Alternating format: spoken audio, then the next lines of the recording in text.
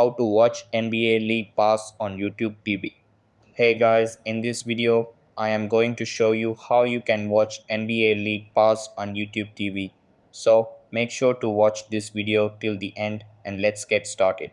So the first thing that you want to do is open up YouTube TV and make sure you are signed into your account. Over here, you can search for NBA League Pass in the search bar. After that, you will see the NBA League Pass network suggested. Click on it to view all the upcoming games. Then, in order to watch these games, you need to add the NBA League Pass as an add-on to your membership. Over here, click on any game and it will prompt you to add NBA League Pass. After that, you can choose between a full season pass or a monthly subscription.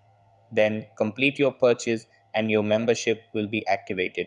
So that's how you can watch NBA League Pass on YouTube TV. That's all for this video.